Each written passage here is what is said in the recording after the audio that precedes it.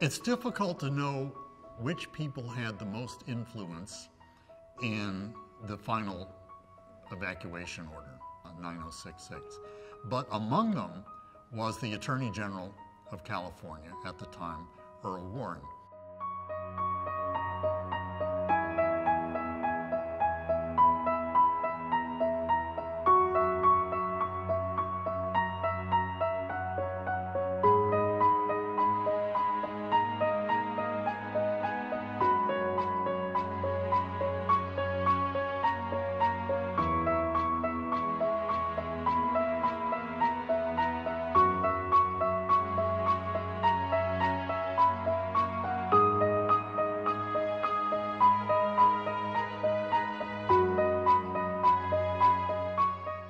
Warren was a member of an organization called the Native Sons of the Golden West.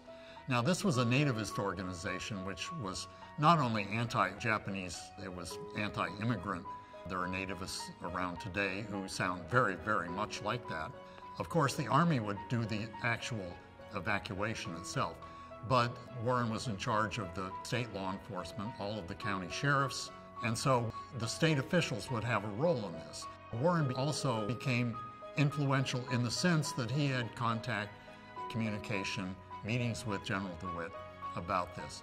Mr. Earl Warren was probably the most outspoken advocate of internment.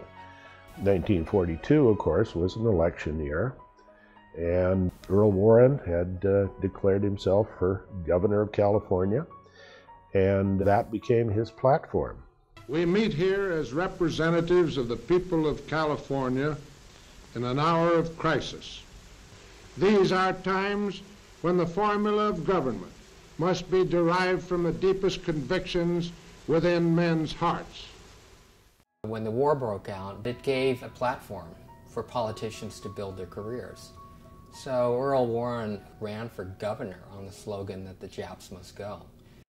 If you look at the LA Times or the San Francisco Chronicle and you leaf through those issues throughout 1942, you will see him deriding the current governor, Culbert Olson, for not being tough enough after the ball was rolling for internment. And Culbert Olson said, well, maybe we should modify that order so that Japanese Americans involved in agriculture can continue to work their fields because that's important to California economy.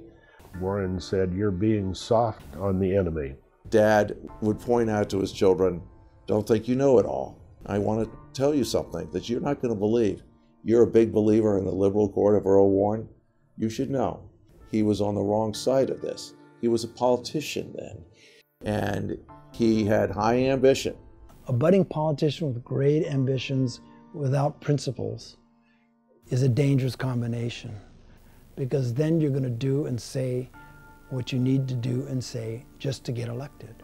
The sentiment was to get rid of these Japs, and Earl Warren, sensing, of course, that this could propel him to a higher level or another office.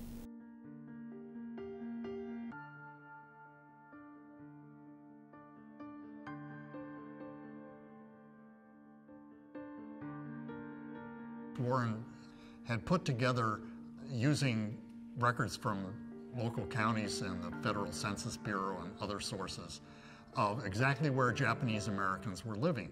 Houses and hotels, occupied almost exclusively by Japanese, were within a stone's throw of a naval air base, shipyards, oil wells. Japanese farmers were living close to vital aircraft plants. But farms had been there long before the plants were constructed or the bases were set up. But Warren did say to DeWitt and other members of the War Department that this might be evidence that there is some collective conspiracy among the Japanese. And he said the fact that Japanese Americans have not committed any crime is confirming and disturbing confirmation evidence that they will commit a crime. Which, I mean, wrap your head around that logic.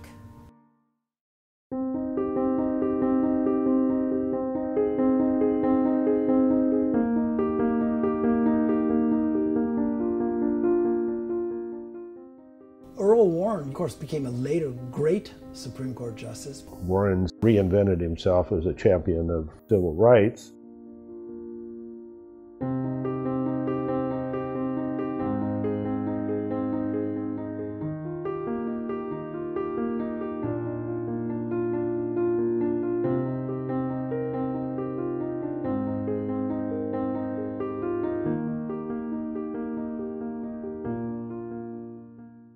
He became a different man on the court.